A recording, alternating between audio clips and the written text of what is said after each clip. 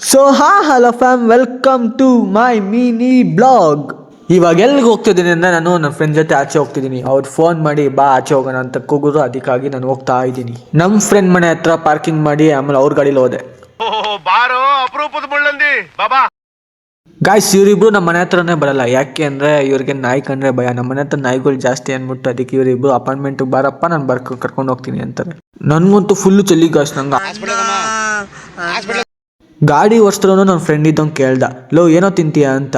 ಅದಕ್ಕೆ ಹಿಂದೆ ಇದ್ದವನು, ಲೋ ಐಸ್ ಕ್ರೀಮ್ ಕೊಡ್ಸು ಮತ್ತೆ ಚೆನ್ನಾಗಿರುತ್ತೆ ಅವನಿಗೆ ಅಂತಾನೆ. ಇವರಿಬ್ರು ಹೆಸರು ಏನು ಅಂತ ಅಂದರೆ, ಇವನ ಹೆಸರು ಹಿತೇಶು, ಅಲ್ಲಿ ನಿಂತವ್ನು ನೋಡಿ ಅವನ ಹೆಸರು ಚಿರಂತ್ ಅಂತ. ಆರ್ಡ್ರ್ ಮಾಡಿದ್ದೀವಿ, ಅವರಿಬ್ರು ಇಸ್ಕೊಂಡ್ಬರ್ತಾರೆ. ಎಲ್ಲೇ ಹೋಗಿ ನೋಡ್ರು ಅಪ್ಪು ಸರ್ ಫೋಟೋ ಇದ್ದೇ ಇರುತ್ತೆ. ಅದು ನೋಡಿದ್ರೆ ಖುಷಿ ಆಗುತ್ತೆ. ಅಲ್ಲಿಂದ ತಿನ್ಕೊಂಡು ನಾವು ಹೊರಟ್ವಿ. ಅವಾಗ ನಾನು ಹಿಂದೆ ಕುತ್ಕೊಂಡಿದ್ದೆ, ಇವಾಗ ನಾನು ಮುಂದೆ ಕುತ್ಕೊಂಡು ಅವನ್ನ ಹಿಂದೆ ಹಾಕಿದ್ದೀನಿ. ಇವಾಗ ಗೊತ್ತಾಗುತ್ತೆ ಐಸ್ ಕ್ರೀಮ್ ಏನು ಅಂತ. ಇವರಿಬ್ರು ಅಪಾರ್ಟ್ಮೆಂಟ್ ತನಕ ಡ್ರಾಪ್ ಹಾಕಿ ಅಲ್ಲಿಂದ ಹೊರಟ್ರು. ನಮ್ ಚಾರ್ಲಿ ಗಾಡಿ ಸೌಂಡ್ ಕೇಳಿದ ತಕ್ಷಣ ಓಡ್ಬರ್ತಾನೆ.